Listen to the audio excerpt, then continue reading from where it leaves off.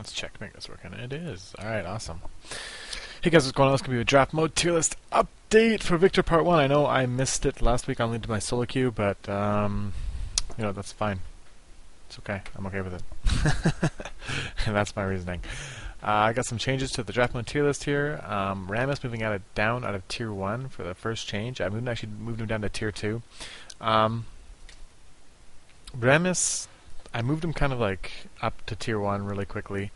And it was because there was like literally like 50 games where he was picked every single game that I saw, and he just did fantastic. Like, he won his team the game for every single game I played. Ramus was just like, roll in, gank anything, get gank freely. I honestly believe that he was like the best jungler ever, because there must have just been some like quick fodom where everyone who's playing him was doing it right, and no one knew how to, like, you know, stop or play versus Ramus. And it's like, I play versus Ramus now because I'm jungling a lot now, and I really don't even have trouble like counter jungling him, or you know, counter ganking his lanes, and out ganking him, and it was just this like series of, oh my god, Ramus is unstoppable. And it was literally for like a month too. Like, I saw it was like a full month of just Ramus dominating everything, and that was why I moved him up so high so quickly. It's because, like, I'm like, shit, did I miss something out here?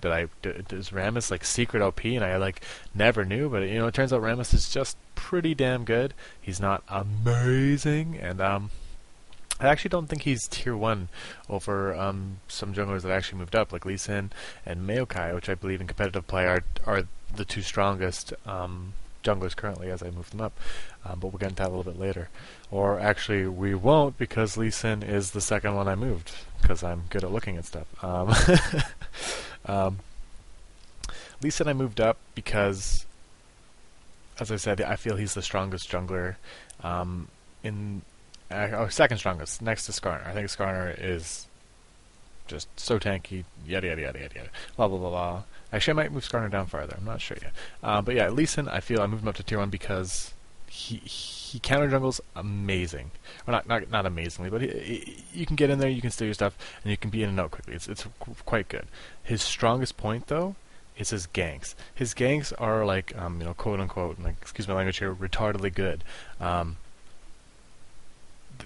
I play Lee Sin in solo queue, and I get red buff, gank top lane, and I've like 99% of the time gotten the kill off of it, because you don't even have to land your Q. As long as they overextend like this much, you just run up and E. If you hit them with your E and they flash, you can E again, you can slow them, and then they're slowed. And if you auto attack them once, they're slowed with red, and then you can like automatically land your Q. If you have any sort of like skill with the game, you can land your Q instantly, and the Q hits for like a bazillion damage at level 1 for some reason with red buff. So it's literally like first blood on Lee Sin every single game, and even competitive play. You watched really good what's it called? A really good example of this is WCG. Saint Vicious picked Lee Sin literally every time he could, and he won literally every game he played Lee Sin, because Reginald and him just practiced ganking middle over and over again. He played Ryze, he'd play whoever else like Gragas, and they'd mix their ganks together so well, because Gragas would go in slow, plus Gragas' burst, plus Lee Sin burst, they instant kill. Same thing with Ryze. Ryze would run up W, get the free instant Q landed, done deal. That's how strong Lee Sin is early game, and it makes him so good early game, because when you get those early kills, you snowball. You can take Dragon if you get a nice kill middle. You can take Dragon if you get a nice kill bottom, that kind of stuff. It really snowballs you into winning the early game, and that's what Lee Sin does. His late game is pretty good. It's more like amazing early and middle game, and then he like becomes decent late game. I don't think he's that powerful late game, but his early game is just so strong. So that I feel for competitive play, it's almost you can't ignore it. I honestly think Lee Sin is ban and pick worthy in competitive play, and that's why I moved him up. Maokai is the same deal as Lee Sin, with a really strong early game. You can go in, gank, you can counter jungle kind of well with him too, with his AoE clearing on his Q and his E. But what really makes him amazingly strong, as I said, that the early game strength. And Maokai literally runs up to you, W's in, auto attacks, you're now slowed, and you were snared.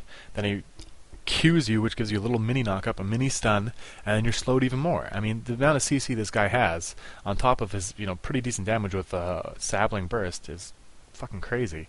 Again, excuse my language. I look on excuse my language for retarded, but then I just throw fucking out there like it's no big deal. As I said, the gangster is so incredibly strong, and then he just scales so well into late game. You get the tank items like Frozen Hard and stuff like that. Combined with his ulti, he's just a fantastic tank for the team. That's actually why I moved him up here again, because besides Skarner, I think he's the second best jungle tank in the game. I think he just does a fantastic damage, just taking damage, dishing out CC, and peeling, pulling, everything you need to do. And a team fight, and he's just really good at that, and that's really what I like about him. Alistar has been moved down to tier 2. I moved him down here because I don't think he's tier 1 worthy anymore, because excuse me. I don't know. I just feel that like your Sonas, your Jannas, and your Sorakas are outdoing him, and the unconventional sideline supports such as like Yorick, Gangplank, Leona beat him out too in terms of burst damage, and he's kind of like this middle, like lots of CC / sustain, but I don't think he does both kind of things really well anymore. I don't know. I just don't feel him to be as strong as these other supports coming up. So that's actually why I moved him down. Riven I moved up into tier 2. Basically just felt she was a little bit too low. Her strength is a lot better than I had her, which is like a low tier 2, and I really think she's a high 2 tier pick. And I think a lot of players are starting to learn that she is quite good. Ahri I've moved up into tier 1, higher into tier 1 as well. I had her a little bit lower before. Actually, maybe did I have her in tier 2? Moved up in no, she was tier 1 before, and yeah, I feel that she's just fantastic. Scales in the late game really well, great assassin, great lane control, great lane sustain, and overall fantastic champion. Xerath moved down in tier 1. No, he's not the number 1 spot anymore. Kennen is. Yeah, Xerath is still really good, still doing his thing at bursting people down from across the screen. I just didn't think he would deserve tier 1 anymore. I thought I kind of moved him up too high. That's pretty much it. Kennen we got here has been moved up to top of tier 1 in competitive play. Now the reason I have moved Kennen up here is because the amount of lane control you have with Kennen is just great. I've what's it called? What is the word I'm looking for? I've gone on about how good Kennen is in lane, and how much is controlling with the lane and great at harassing and just owning up his lane, right? His lane control is awesome, is what I'm trying to say. On top of that, once he gets his book, survivability is crazy. On top of his E and the amount of stuns he can dish out, he's also got a lot of sustain now. So survivability just goes like from here to here once he gets a book. Throwing a Rylai's, throwing an Abyssal Scepter, throwing Decap Zhonya's, then you have a champion that's doing a disgusting amount of damage with his auto attacks. It just says his ability to sustain DPS and burst DPS is just crazy good as well. In team fights, I think he's actually the best caster for team fights, even beating out Morgana, because his damage is just like Morgana's, it goes out instant and then slows, but Kennen's like boom, boom, boom, stun. Like if you're in Kennen's ultimate, you're pretty much just screwed, and it's really just a fantastic ultimate. The ultimate does a great job. It does an immense amount of CC, and it does an immense amount of damage. So really, on top of fantastic lane control and fantastic team fighting and crazy amount of survivability. I mean, that's really what makes a tier 1 champion tier 1, and I really feel that Kennen right now is just too strong in terms of everything he does. He does everything well. There's nothing that Kennen does badly. Nothing. Like, literally nothing. I mean, the only bad part about Kennen is that his energy, you might run out of energy too quickly, but if you are a Kennen player and you know how to manage your energy a little bit well, then you're going to be fine. So I really feel like that. And another thing that's good about Kennen that I said about Rumble the other day is Rumble can be your top lane bruiser and your AP carry at the same time. Well, Kennen can kind of do the same thing. You can throw your AP carry top and have AD or a bruiser champion middle to counter an AP champion, which is really cool to have, because Kennen and Rumble are unique in that, and they can go top lane, play it well, play it safe, and also be your AP carry, because generally throwing your AP carry top isn't so sought after, because AP carries usually lack a lot of survivability. But in their two cases, they have lots of survivability, so they're actually good top lane champions as well as can't be played mid. Whew, that was a lot of talking. Alright, now Rumble has been moved to Tier 1. Now ranted, that's the word I was looking for. Ranted about Rebel, again, kind of same thing with Kennen. Just how good his lane control is and how good he is in team fights, but I don't think he's as good as Kennen. I think Kennen's does a bit more because he has so much CC, and Rumble, really only has the 2 slows, or 3 slows rather, because you got 3 being the 1, the 2, and then the R. But I mean, if you get a Rylai's on Rumble, your flamethrower is just the like flamethrower of annoying. His stupid little paddles on his feet, push up and go back. He moves super fast, and he's just doing like this, slowing you, doing disgusting amounts of damage. I mean, Rumble is the same thing as Kennen. Just so good in lane, so good in team fights, great burst, great survivability, great everything. I mean, Kennen and Rumble really are the total package in terms of when coming to an AP champion, so they can play every lane, they can do anything, and they win everything. I mean, they're just fantastic champions, and I think they are really deserving of the Tier 1 and Tier 2 spot. So yeah, also got Janna moved up to Tier 1 here. I moved Janna up because, despite her not having a lot of sustain, and by a lot I mean 0, her CC is really good, and with the new introduction of lifesteal cleanse, I actually think AD carries will start picking this up when they have Jannas on their team. So if you pick up this plus a Doran's, you can have 12% lifesteal at level 1, which is really, really good. I mean, on top of a shield, you have lifesteal sustain. So as long as you're playing a good Janna, you're not trading, and you're letting your AD carry take all the beating for you. The AD carry can actually take your heal, have the lifesteal, and have your shield plus your amount of CC. That's a really good lane. And I think that's, in competitive play, that really means a lot, because Janna's CC is, really, really good. She's got 3 of them. She's got 3 CCs, her Q, her W, and her R. Those are 3 good CCs that you can use to restart fights, to kite, to do anything. And she adds the most utility, but without sustain, out of any support. So if you're able to win your laning phase with Janna now, unrivaled, even versus like a Soraka or a Sana, because of the sustain that your AD carry has now, and if they're taking heal, I mean, you're pretty much good to go. I think that's really good. And I actually moved up Janna higher than Sona. Because I still think Soraka's burst heal for 1600 or something, whatever the hell it is disgusting with Summoner heal. But I do think Janna has the potential to be better than Sona in solo queue, because of her kit and the utility that she adds. Whew, it's a lot of talking, man. I'm running out of breath. LeBlanc actually moved up to Tier 2. People might be going like, whoa. Elements, you had LeBlanc in Tier 5 for like last month, and now you had moved up to Tier 4 like a couple weeks ago. Now she's Tier 2. Like, what gives? Well, there is one thing that I noticed about LeBlanc that I really didn't even think about for competitive play that makes her so good. I've always talked about, how I always hated her late game, and how her late game, really didn't scale that well, right? Well, despite that, her late game, isn't as bad as I once said. It's still decent. You're still good for taking out single targets, and you're still good for bursting down people, right? So as long as you have an AD carry or a bruiser that can add in some damage, you're fine, right? But there is something that was really, really good about LeBlanc that I didn't think about, and I don't think a lot of people think about, and that's her burst combo at level 6. And you might be thinking, well, you're an idiot. Of course everyone knows about her burst at level 6. It's crazy good, right? But here's the thing. LeBlanc bursts you at level 6. If your jungler's around and your bot lane is pushing towards the enemy team's tower, if you time that correctly, you say, hey, bot lane, push your lane now, push it out, right? And your bot lane starts pushing really hard, as long as you got everything warded and it's all safe. LeBlanc hits 6. LeBlanc, assuming that she had a good laning phase, versus the other AP carry, goes like this. QR combo, or W if she's throwing it in there. Get that AP champion's going to be, at 1/3 HP.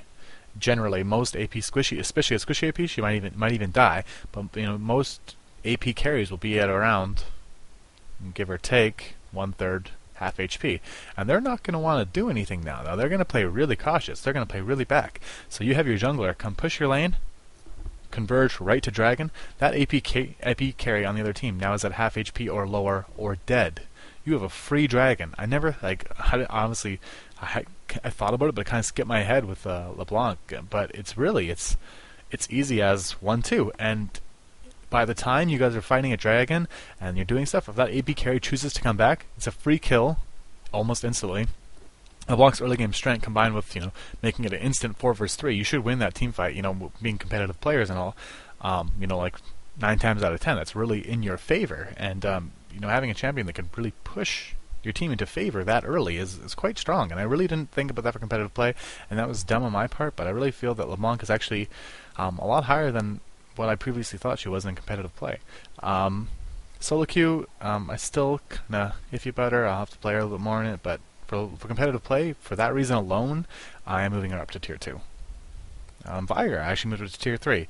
And this isn't because, Viktor has been seeing more in competitive play or anything like that. It's because the mana changes to him, the balance changes that Riot did were actually really good. They improved his laning phase, way better. You always feel like you have mana now. Before, you never felt like you had mana. You were always starving for it.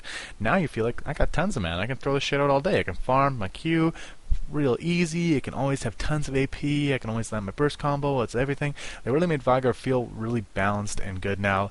And I really feel that Viktor is, a worthy pick. He's not crazy good. Tier 3 being the, 100% viable, 100% pickable, for counters and all that stuff. Tier 3 really fits Viktor now as just he's a good, solid champion. He's not too strong and he's not too weak.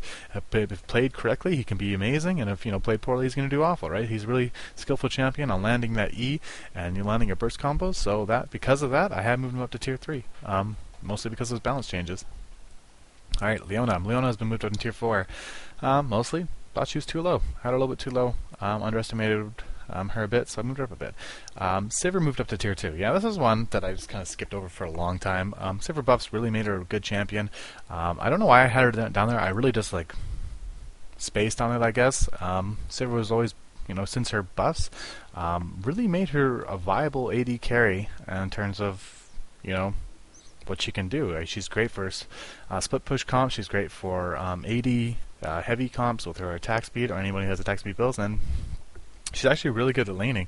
Versus a lot of champions like Graves and stuff like that, who have lots of cast of spells and stuff like that. You just spell shield that shit. What up? There you go. She got lots of survivability. Really good. Whew. Alright. Pantheon moved up to tier 3. Kind of same thing with Viktor. He didn't really get changed too much, but you get to see him a little bit more and more and more now. The jungle Pantheon coming out, that's actually quite good, including the new jungle. That was, surprised by Goose and some other teams that came out doing that. I was like, wow, this is actually really good. And actually, it's a solo top versus counters a lot of good bruisers, like Gangplank. Pantheon is the absolute counter to Gangplank. You're gonna Q me? Too bad my shield's up. I'm just gonna trade with you spears, and Gangplank literally does nothing to him. He can't do a thing. It's awesome, and Pantheon can do that a couple other champs too, and it's just, he is a viable top in a lot of situations, and he's a viable jungler in a lot of situations, so I really feel that tier 3 fits him a lot better than when I had him. Fizz actually moved down to tier 5 because I don't feel like he does anything. And it's not in a bad way, it's just that, his W doesn't give lifesteal or spell vamp, I believe. I don't think it procs either, so it's really hard to get any sustain items on him, like a gunblade or something like that, like a hybridized item or anything like that. And if you're running wriggles on him and you're going kind of the tanky AD damage, you're not doing as much damage as you should, so you kind of gimp yourself. So he's kind of in this weird place of, itemization seems kind of poor on him, and on top of that, he is a melee fighter. Granted, he has tons of survivability in terms of, his juking power and his, mobility, but he doesn't have any sustained survivability or, really reduce any oncoming damage, because he is an AP champion after all, and all his abilities scale off AP. And if you go 80 tank bruiser, you lose all that kind of damage, and you don't really have a lot of CC opposed for your R, and if you're landing your E's, right? So I don't know. I just don't feel that he's kind of fits into the game really well right now. I kind of feel like they need to relook at him, because he's a crazy fun champion, but I just really don't feel that he does anything. His burst early game is pretty good, but if you hit mid game, you really don't do anything anymore, even if you're fed, It's just meh, he's okay. It's really since his nerfs that he's not that great anymore. That's at least how I feel. Sion moved down to tier 4. This is because, I don't know, he kind of has the same, quote-unquote strength as LeBlanc, that he can burst someone down middle, and he's just like a strong laner, but like, here's the thing with Sion. Like, even, I play Sion solo queue, and I'm like, oh my god, I have like 70 more farm than everybody. Oh my god, I got like 2 more kills than everybody. And it's like 25 minutes rolls around. I'm like so farm right now. Elbow cop so farm, right? I just like run into a team fight. It's like, bleh, like they burst my shield down and then I die. It's just like, oh shit, right? And like, so it's just like you have this like kind of really strong early game, and you get in there and you're stunning shit, you're blowing shit up with your shield, and it's just like, if you do it wrong once and you don't, harass with your shield, and you actually like end up going in and get focused, he's like worthless. He just like, bleh, he falls apart. Like, he just gets torn apart. So I really don't think he's that great in competitive play, and he's really just more of a pub stomp champ. So I've moved him down to the bottom side of tier 4 because of that. That's kind of how I feel. Olaf I actually moved up to tier 4 because of his super ability to own top lane. That's about it. So yeah, I hope you guys enjoyed my update video for my draft my tier list Viktor part 1. Don't worry, the patch is going to be delayed, so it's going to be another week anyway, so I can do part 2 my draft list as well. Alright, awesome guys, thanks for watching.